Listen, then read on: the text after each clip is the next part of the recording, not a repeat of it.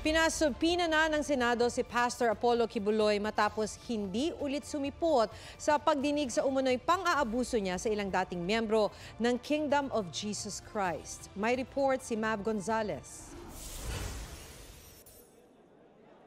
Hindi lang panghalay umano sa ilang babaeng miyembro, pati pananakit naranasan umano ng ilang dating miyembro ng KOJC o Kingdom of Jesus Christ sa kamay ng founder nito na si Pastor Apollo Kibuloy. Si alias Rene, nagsilbi umanong hardinero sa tinatawag na Glory Mountain na pag-aari ni Kibuloy. At doon ko na po naranasan ang pananakit mismo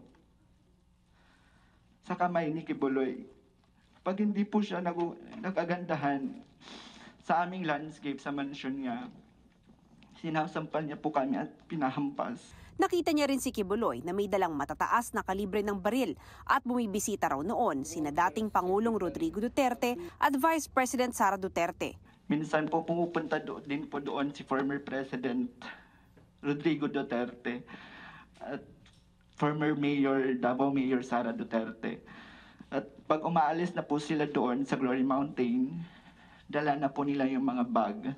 Na siya pong bag na nilalagyan po ng mga baril. Nakita mo ng sarili mong mata na inilabas ang laman ng mga bag at ang lamang ito ay mga baril na iba't ibang klase. Yes po, Madam Chair.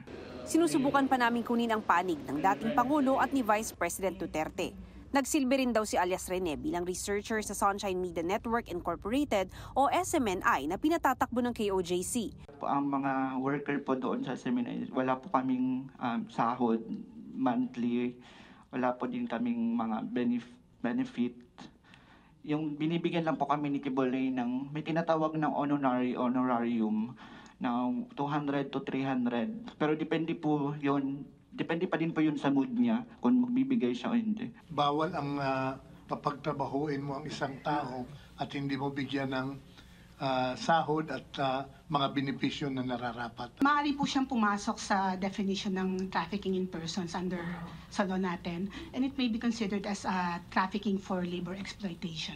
Depensa ng isang abogado na miyembro rin ng KOJC. As full-time miracle workers of the Kingdom of Jesus Christ, because this is a religious organization, a corporation soul, so we don't have salary, but we call them honorarium, Madam Chair.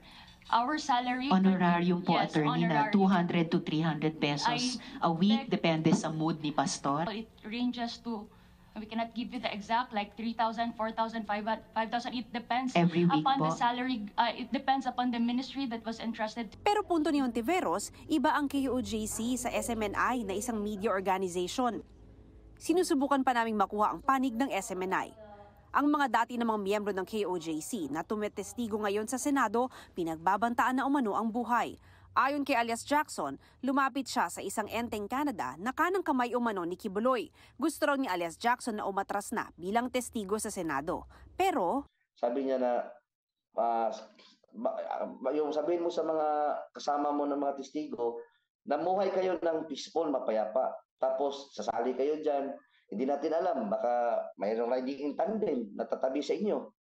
Kilala namin kayo. Inimbitahan na sa susunod na pagdinig ang mga inakusahang miyembro ng Kingdom of Jesus Christ at SMNI. Naglabas na ng sabpina ang Senado laban kay Kibuloy para mapaharap ito sa susunod na pagdinig.